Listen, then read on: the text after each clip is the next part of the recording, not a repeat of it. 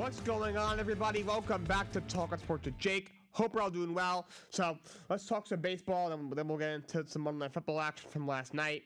So American League, we're still pretty much the same. There was not a ton of baseball last night, so not too much of a standings update.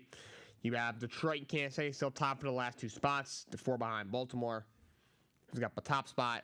Minnesota is the game out of the last spot. Seattle picked up a win last night. That was a big win. That kept them in it. They would have put them 2.5 back. So now they're a game and a half out of the last spot, out of the last two wildcard spots. You have Boston at 3.5 games out, kind of hanging in there. Have not had a strong second half, and honestly looks unlikely. They don't have. I think they only have like 5 games left, five or six games left. But they're hanging in there. You have the Tampa at 4 back. And Tampa's been playing very well, considering they decimated their team to betray them. They have stayed in. They're 4 games back right now, and everyone else is already eliminated. National League, the Mets actually have a half-game lead over the Diamondbacks for the second wildcard spot in the National League. Arizona lost last night. Mets did not play. So now all of a sudden, Atlanta is a game and a half behind Arizona for the last playoff spot. Obviously, still 2 games behind the Mets. Mets and Braves start a ginormous 3-game set today. That obviously is huge. And, so San Diego's is the first wild card. They're 3 games ahead of the Mets, 3.5 games ahead of Arizona. Mets in the second spot. They're a half game ahead of Arizona for the second spot. Arizona's the last team in. Atlanta's a game and a half behind Arizona for the last spot, and 2 games behind the Mets, who they have 3 games against starting tonight, and everyone else has already been eliminated. As for the divisions and the byes, American League, Yankees already clinched the playoffs. I think they need 1 win to clinch the division. Cleveland's already clinched it. Houston has not quite clinched the division yet. They're 4 games ahead of Seattle right now, so they'll probably be clinching that in the next day or 2. In the National League, Dodgers have clinched the playoffs, but have not clinched the division yet. They have yet to clinch the division. Right now, they are still 3 games ahead of San Diego. It's crazy how close that division is. A lot closer than people think. It's been that way the whole year. I think I've talked about it. San Diego and Arizona, they've always pretty much been within the 5, 6, 7 games. It seems like, San Diego and Arizona have been, kind of like hovering in the wild card picture. They've really gotten hot in the second half of the year. I think they've been 10 total games out all year. They really haven't been, at least not San Diego. Arizona, San Diego caught fire in the second half. Arizona really did, because they got to a really bad start, even worse than San Diego in the beginning of the year. But they've been within at least like 7 or 8 games pretty much the whole year, and within at least probably like Arizona 6.5 back. I don't think they've been that much further back than that. Really, since the All-Star break in that division. Dodgers should still win that division. Philadelphia clinched the National League East last night with a win, and Milwaukee already clinched the Central. As for the byes, right now, Dodgers are a half game ahead of Philadelphia for a home field advantage throughout the entire postseason. Milwaukee is now, I think, 3.5 back of Philadelphia.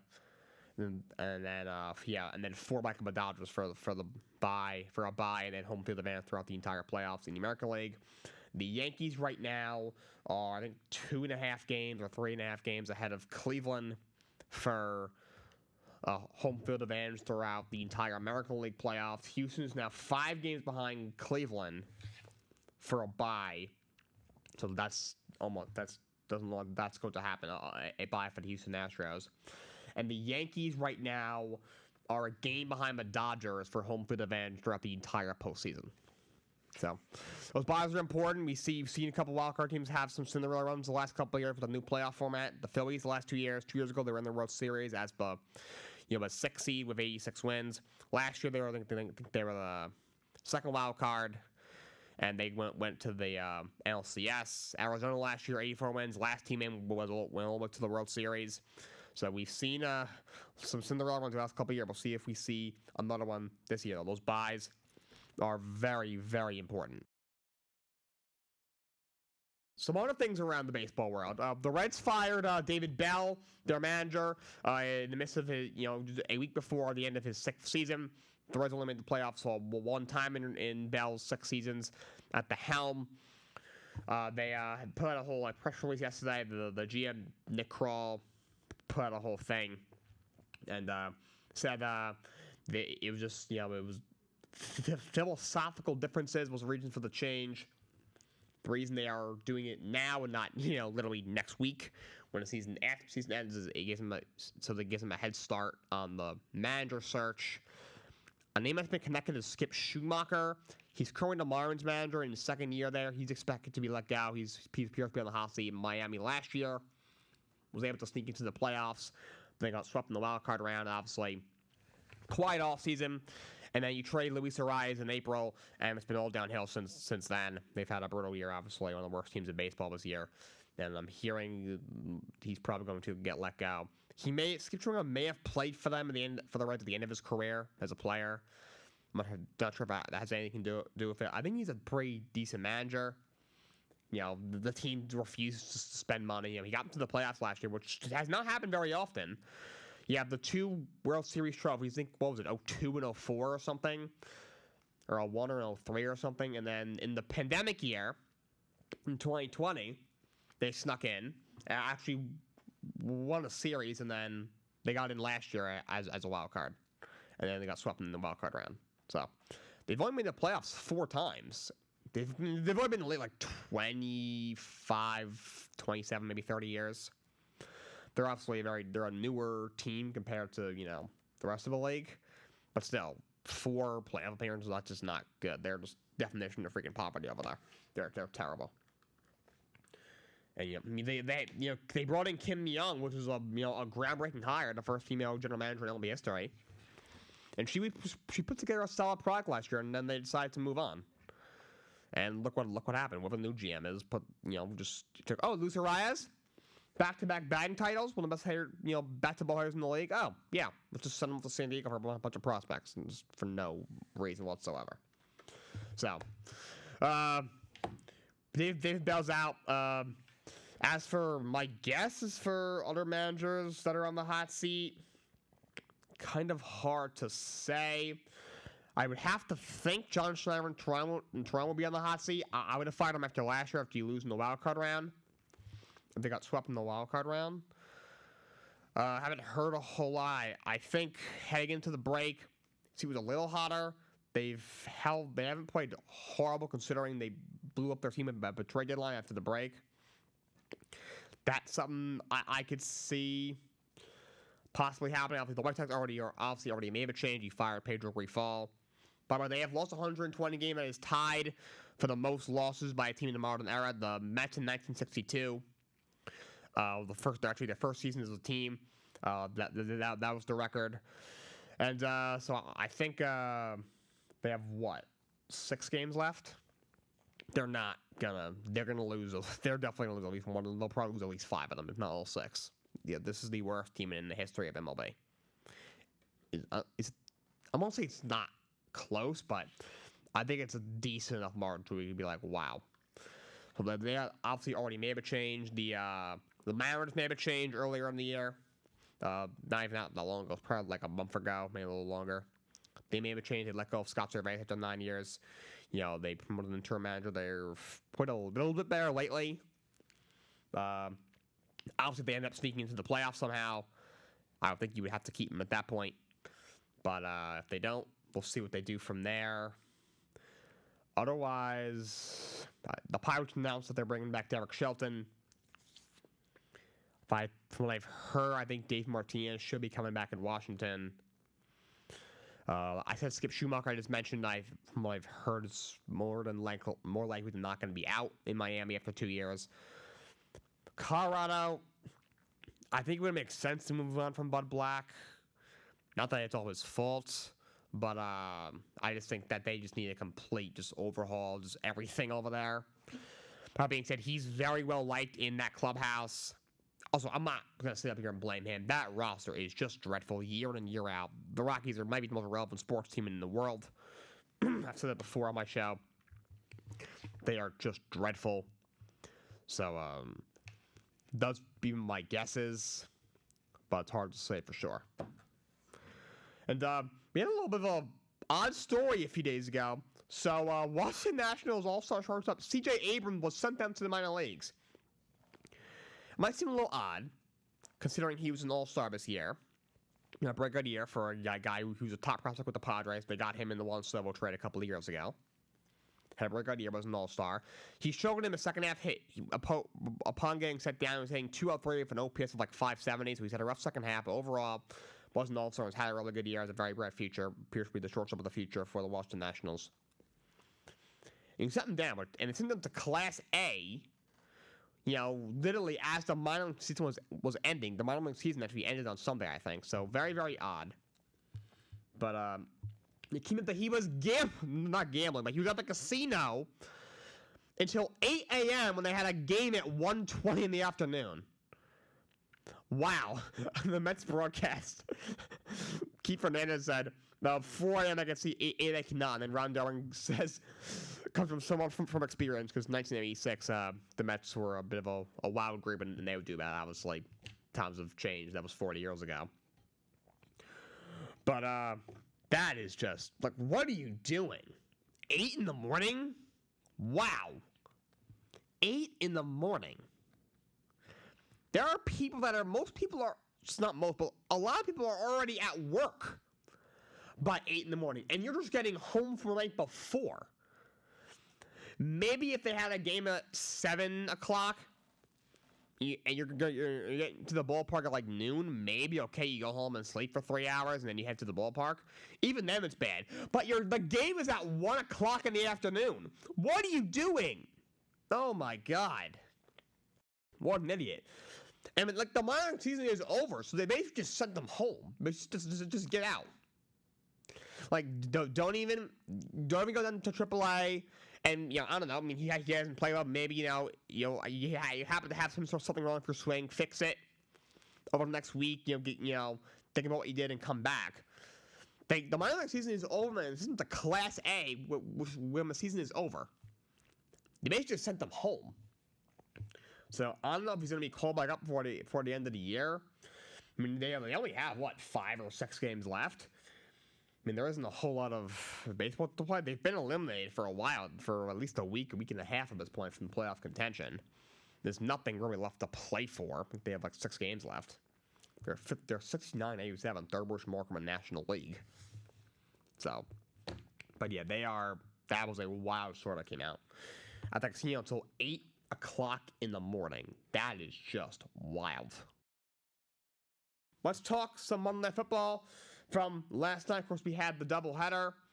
In the first game, you had the Bills absolutely destroyed the Jacksonville Jaguars 47-10. Josh Allen absolutely went off, had 4 touchdowns. Trevor Lawrence struggled in the game. He had a really bad interception. Esther threw it to Damar Hamlin, who gets his first career interception, so good for him. And but that was a really bad overthrow by Trevor Lawrence. I think at some point we got to have a conversation about Trevor Lawrence. Maybe he's not this generational guy we thought he was. If you look at his last 8 starts, he's lost 8 straight starts. His numbers aren't that good in those starts. He's been a below-average starter in his last 8 games. And he's in year 4. Year 4. He's really only been an elite quarterback, which he was drafted to be and is being paid to be, for half of the second half of his second season. He was drafted in his rookie year. Obviously, Urban Meyer, that whole situation, I get it. Whatever. The first half of the second year, he did not play that well. At that point, people were starting to raise their eyebrow, Urban Meyer's gone. This guy's still playing the dreadful rookie that he was. And now the second half, he went off. He obviously had that crazy playoff game, that comeback where he threw 4 picks and was down big against the Chargers, and then stormed back in the second half. Last year, he was just okay. Honestly, he took a step back. And he played through a bunch of injuries, and then right now he's healthy and everything, and he's still not playing well. The Jaguars are sitting at 0-3. The Jaguars are weird. I said this before. If you look at their roster, they actually have a very good roster. Lawrence is supposed to be a star. They gave him a $270 million extension this offseason. Etienne's a very good back. You have some nice receiver. Brian Tomlin's a really talented first-round rookie. Christian Kirk is very good. Engram's a good tight end. He's been out the last 2 games, but he's a very good tight end. He's come a long way since his first few years with the Giants. Had 114 catches last year. Solid O-line, but defense is a lot better. You know, you added Eric Armstead on my defensive line. You have what's his name? Josh Hines Allen now. He's really good. You have Devin Lloyd, a good young linebacker. You had some guys from the secondary, including Darnell Savage. So you have pieces there. Where you think, all right, this could be a contending team. This team could definitely win 9, 10 plus games and make the playoffs. I'm not sure they're as good as the Houston Texans in that division, but they can definitely, you know, be the clear-cut second team at division when the other two teams are you know, Indianapolis. You know, the Indianapolis Colts aren't very good. So, I mean, they should be. And Tennessee Titans aren't very good either, so they should be able to easily be second place in the division, make the playoffs, you know, maybe contend for a playoff win or two at best. But then they go out in the field, and it's like they're just not executing. You know, you collapsed last year. You know, we were 8-3. Then you end up from there losing 5 of 6, completely fell apart. And then this year, you couldn't finish in that Week 1 game against Miami that they should have won. Miami did not play well in that game. Week 2, again, you couldn't finish. You lose to right now a bad Browns team with as fraudulent as a quarterback as you can get, Deshaun Watson.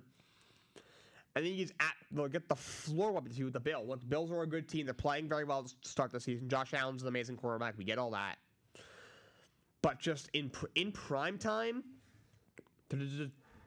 just absolutely just walked like that is just embarrassing. You know, and at some point, I think Doug Peterson's going to lose his job. Look, he's just an okay coach to me. I don't think he Super Bowl in Philly. He did a decent job. But, you know, at the end, I think his play calling was a little iffy. The decision making, you know, I think he should have went to Jalen Hurts a little bit earlier than he did with the Carson Wentz thing. His last year there, and obviously he helped turn Jacksonville around briefly in his first year. They got to the playoffs. A great crazy comeback in the first playoff win. But since then, it's just been a lot of just, you know, not so good decision making. They seem to collapse, you know, every second half, and they look dreadful right now.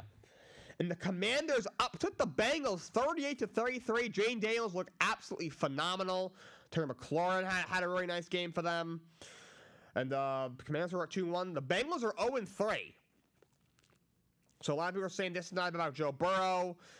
Okay, look, I'll say this. I think he needs to be a little bit better. I know overall I think he played well last night, but you know, they're paying him, you know, $54 million a year. He's the guy. He's got to step up. Obviously, in the last couple of years, Bengals will come out slow. Obviously, T. Higgins didn't play in the first 2 games. Jamar Chase was rusty because he was holding out all season with the contract thing. So it's definite. You know, so they came out slow, right? So Week 1, you came out slow. All right, I get it. Higgins was out. Chase was on a snap count. Okay. Lose a game, but still, as again, you definitely should have won against New England, and you lost, and you played absolutely horrible. Week 2, all right, you lose but Chiefs. Chiefs are the Chiefs. You lose on a game-winning field goal, and then you obviously lose a controversial penalty, on that 4th down. Is what it is. In Week 3, in prime time, against the Commanders, who have a rookie quarterback, really young team. You know, you're much better than them at home, and you lose. And the game was not as close to the score. It really wasn't. I'm going to be honest with you. So that's a bad look, and I'm a little worried about them. That division is very good. I know the Ravens aren't off to the best start either. You know, the Browns don't look good, but still, Pittsburgh looks good right now. They are 3-0. Baltimore, I think, will be just fine. I think they'll be a contender yet again this year. Cincinnati would be better than Cleveland, but they don't look good, Cincinnati. First of all, Zach Taylor, he is not a good coach. Every year, this team comes out slow like this. Every year, the first couple of games, they come out really slow. I just look at what the talent that he has and just like, what you've put out just isn't good enough. He's not that good of a coach. and the offensive line every year has issues no matter who they bring in. Obviously you brought in some guys. You brought in Trent Brown, who now is out for the year. He's got to have surgery for a torn patella tendon. You lose him now. So that's a big loss for them. And that defense is not good. It really isn't that good.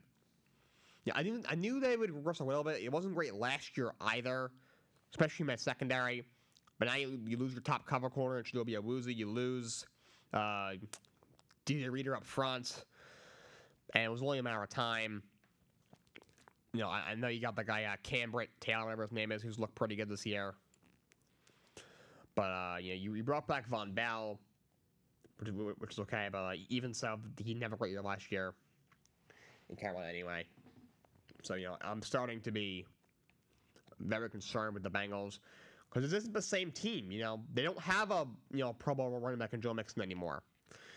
They Tyler Boyd, who was a solid receiver. They don't have him anymore. But you lost DJ Reader up front on my defensive line. You lost Chidobe Awuzie on, in secondary. Last year, obviously, before last year started, you lost both your safeties. Jesse Bates, who's an All-Pro, and Von Bell, who's now back. But and now obviously your offensive corner Brian Callahan leaves, takes a head coach job in Tennessee, and now all of a sudden the wheels are really falling off. A couple years ago, I would have said, this team has a really big Super Bowl window. They're gonna, you got Joe Burrow. You hit on the number one pick from a few years ago. This team's gonna be great for a long time, and I think they will win a championship, if not 2, 3 championships at one point. Now look at him, like T. Higgins he requested a trade multiple times throughout the offseason before he changed his mind and decided to show up. He's on the franchise tag. Good chance you're gonna lose him. Jamar Chase held out all offseason for a contract. He clearly isn't happy. He took out like a $50 million insurance policy in case he gets hurt. He's clearly not happy. You're in danger of losing him. Trey Hendrickson, who's your top pass rusher, one of the best pass rushers in the league, requested a trade in the offseason. He is playing right now, not holding out by any means, but another guy he might be losing next year. I look at it. If you don't win the Super Bowl this year, which looks extremely unlikely, then you might have Joe Burrow. It's not photo of from the Fresh Prince of Bel-Air, but the TV show from a while back of Will Smith standing there in the empty room, just looking around. There's nobody. That's gonna be Joe Burrow because there's gonna be nobody else there. That you're gonna lose T. Higgins, at least one of Higgins or Trey, if not both of them. Trey Hendrickson might already be out the door. Like I said, Joe Mixon's gone. Jesse Bates is gone. Chidobe Awuzie's gone. DJ Reader is gone. So at some point, might be we are gonna miss our window. And maybe could you build another team around Joe Burrow? Could you did it once? Could you do it again? Yeah, I think you could. But if that takes a couple of years, you think this is his 5th year. So he's probably 26. If he's pushing 30 by the time that's happening. And by the way, it's not gonna be easy because now Burrow's on that huge contract. Before, obviously, he was on a rookie contract. So it's gonna be difficult. It's not going to be easy. And also, again, if Burrow's not pushing 30 years old, now all of a sudden, that even if you do build another team around him, that window is even smaller and shorter than it was this time. So I think the Bengals are in some trouble. But Jaden Daniels, he looks like the best rookie quarterback so far. He looks very, very, very good. So kudos to him. All right, so now let's do game picks for college football. So I'm gonna do them today. I'm gonna have sorry about no guest today. That my guest had to cancel last minute. So, but I am planning on having one actually over Zoom on Thursday. I'm not sure if I'm gonna be going live tomorrow. So let's do college football game picks. The Friday night game is number 7 Miami against Virginia Tech. I got Miami. They look very good. Virginia Tech is not great. Miami should win no problem. Into the Saturday slate, Kentucky against number 6 Ole Miss. I'm gonna take Ole Miss. I could see that being a little bit of a closer game than people think. Ole Miss is a 17.5 point favorite. If you're a betting person, I would consider possibly taking the points. I'm not into betting and everything, so I'm not too familiar with the terms. I think that's correct. Kentucky is a hard-nosed team. They're not necessarily a good team, but like you saw that game against Georgia, it was a low-scoring 13-12, kind of slugfest. Georgia each had to win by one. That's Kentucky's style. They love to run the ball. They're a hard-nosed team. Talent-wise, they don't match up to a lot of those teams in the SEC. Georgia, Alabama, LSU, Mississippi this year. But, they can stay in a lot of these games. That's why they're able to do so. So, Ole Miss wins, but I think it'll be a little closer than people think. Minnesota against number 12 Michigan. I'm taking Michigan. I'll make them the same as they were last year. They don't have much of a passing offense, but they'll be Minnesota. Number 20 Oklahoma State against number 23 Kansas State. Both suffered losses last beginning. K-State had a really bad one. I'm going to take OK State they're not favored to win, but I think they won. K-State just got destroyed by BYU, who does look pretty good so far. But OK State, they also Utah was a good team. I thought they would have a shot to win that game. Didn't happen. But I'll take OK State to win that game. Number 22 BYU against Baylor. That's a tough one. I'm going to take BYU. I think they look very good. I can see why people would take Baylor, who, they're not, they're a little overmatched in the Big 12 Baylor, but they're not a horrible team. BYU is new in the rankings, but I'm going to take the BYU Cougars. I think they get it done. Wisconsin against number 13 USC. I'm going to take USC. USC is a fraudulent team, but they'll win that game. Wisconsin isn't all that great. Number 15 Louisville against number 16 Notre Dame. That's a big game. I'm going to take Louisville. Every year Notre Dame does this. They do this every year. Obviously, you lost at Northern Illinois a couple of weeks ago. Have seemed to right up the last 2 weeks against Purdue and Miami, Ohio, but those two teams are not very good. Louisville's kind of same as last year, a good, not great team. I will take Louisville in this game. I think they do something similar to what they did last year. Notre Dame kind of came in there and somewhat surprisingly picked up a win. Number 21 Oklahoma against Auburn. Give me the Sooners in that one. Auburn isn't great. They've fallen off a cliff the last few years. Arkansas against number 24 Texas A&M. Give me A&M in that game. Mississippi State against number 1 Texas. Texas should blow them out of the water. I don't care who the quarterback is. First of all, Quinn Ewers and Oregon are both very, very good. Number 3 Ohio State against Michigan State. That's a rivalry game. I don't think it'll be all that close. Michigan State is just horrible. They're 3-1, but haven't really played anybody good. Ohio State should wipe the floor with them. Stanford against number 17 Clemson. Give me the Clemson Tigers in that one. They've played better since the bad week 1 loss, but still not taking them very seriously, but they'll beat Stanford. Number 18 Iowa State against Houston. Give me the Cyclones. Give me Iowa State in that one. Houston is not very good. And the game of the week, what couldn't be in the game of the year, number 2 Georgia against number 4 Alabama in a rematch of the SEC championship last year. I'm gonna take the Georgia Bulldogs. Both teams are playing well. Obviously, Alabama's got, with Nick Saban now gone, they have a new coaching staff with Cam DeBoer in town, and I think they've overall played well. But give me Georgia. Carson Beck has played very well so far. Give me Georgia, which should be an incredible game. Number 19 Illinois against number 9 Penn State. Another really good game. Give me Penn State. Illinois is playing well right now, but give me Penn State. And you have South Alabama against number 14 LSU. Give me the LSU Tigers. Washington State against number 25 Boise State. I'm going to take Boise State. They're playing decently well. They're 2-1. They haven't had a whole lot of success in a while. Since Cal Moore was there. But been a little better in recent years, and they look decent so far. So I'll go with the Broncos in that one. Arizona is number 10 Utah. Give me Utah. They look very good so far. And number 8 Oregon at UCLA. Give me the Oregon Ducks in that game. Oh, by the way, Gonzaga is going to be joining the Pac-12. It looks like, although they do not have football, they're still going to get the full revenue, and they are going to be joining the Pac-12, leaving the Western Coast Conference. And I think it's a good move. There's always been a whole debate whether they should or not, because, I think the reason that they haven't been able to win the national championship is because they're stuck in the WCC, so they play a lot of, St. Mary's and those teams a lot, so. And they do play, Kansas, Kentucky, those teams throughout the regular season, but not as much as they probably should. everyone's like, oh, the school wasn't big enough, or they didn't, doing football, but at the very least, the basketball program is brings in enough revenue and is enough of a product to where it belongs in the Power Five. And Pac-12 trying to make a comeback. They're trying. I think that's their some team that they're kind of in talks with now. So maybe I think they have to find. They gotta find, I think, 8 teams by a certain date, and I think they can come back in 2026. So maybe Pac-12 After Dark might be coming back after all. So I'll keep you posted on that. But that's all I have for you guys today.